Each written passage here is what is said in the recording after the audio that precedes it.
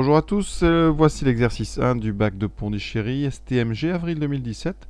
Donc c'est l'exercice sur la droite obtenu par la méthode des moindres carrés. Donc un exercice assez classique. Donc je vous laisse le faire et puis dès que vous avez fini, on va passer au corrigé. Voilà, donc d'abord, première chose, une lecture attentive du texte. Vous lisez bien tout, donc je vous laisse lire.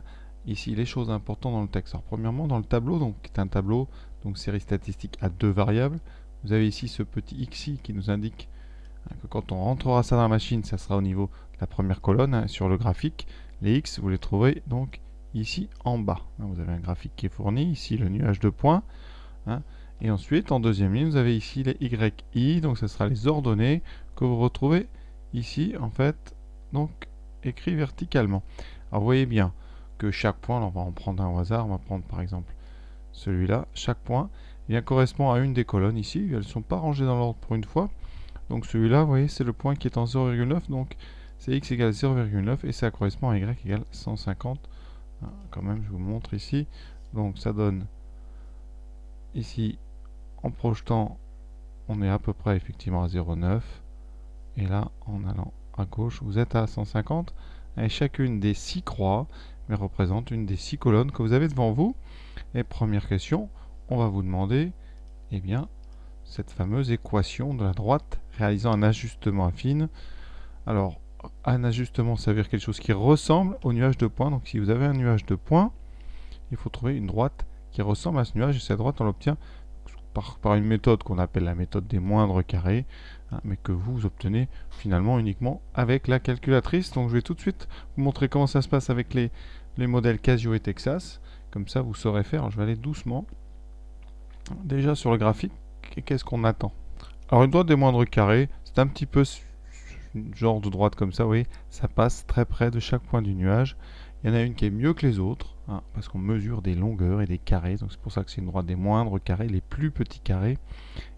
Et donc ça c'est la machine qui le fera, et on arrondira les coefficients au centième, c'est-à-dire qu'il faut garder deux chiffres après la virgule. Très important.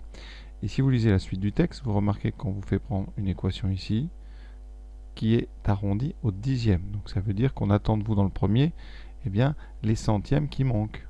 Comme ça, si vous ne savez pas faire la première question, vous pourrez continuer en utilisant évidemment l'approximation qu'on vous donne au dixième. Donc là, je prends tout de suite, on va commencer par la Casio. Donc là, voici cette Casio. Donc je vous rappelle, vous allez dans Menu, ici, voilà, et vous allez dans le menu Stat, donc le numéro 2. Alors, vous pouvez appuyer sur 2 ou aller sur la zone Stat. Voilà. Alors j'ai déjà rempli les listes.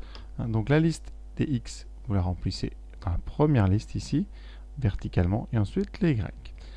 Une fois que vous avez fait ça, vous allez appuyer donc sur Calcul. On va faire des calculs. Des calculs, nous, de droite, qu'on appelle une droite de régression ou droite des moindres carrés.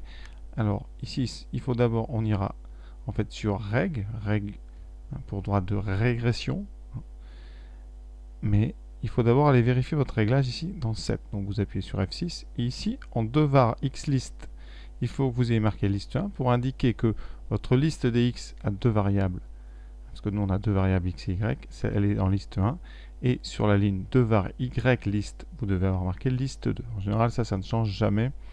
Vous sortez d'ici et vous allez sur pour régression. Régression ici, nous on fait une régression en x. Voilà, vous appuyez deux fois et c'est ax plus b, vous cherchez, voilà, et vous voyez ça affiche ici à 58,34.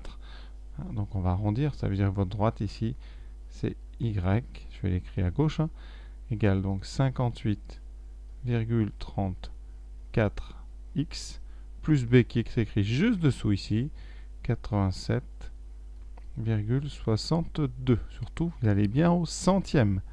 Et vous voyez bien, on est bon là parce que l'équation qu'on donne après, c'est celle-là qu'on a arrondie au dixième. Voilà pour la Casio. Donc vous voyez, c'est très simple. Maintenant, on passe à la Texas. Alors, j'ai mis un affichage un petit peu large pour que vous voyez un petit peu mieux, parce que parfois l'écran est un peu petit. Donc, première étape, vous allez dans Stat, ici, sous Liste, et vous allez remplir des listes, donc dans Modifier, donc numéro 1. Voilà, j'ai déjà rempli ici mes deux listes, liste 1 et liste 2. Maintenant, je reviens à Statistique et je fais Calcul. Donc ici, je vais vers droite et je fais, c'est facile ici, 4, régression linéaire à x plus b. Vous appuyez donc sur 4 Et donc, vous précisez bien que les x sont en liste 1, les y sont en liste 2. Normalement, c'est toujours comme ça.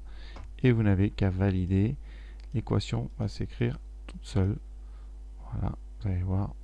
Donc, vous avez AX, y égale x plus b avec a qui vaut 58,34 et b qui vaut 87,62. C'est ce qu'on avait trouvé tout à l'heure. Donc, on est bon. Première question.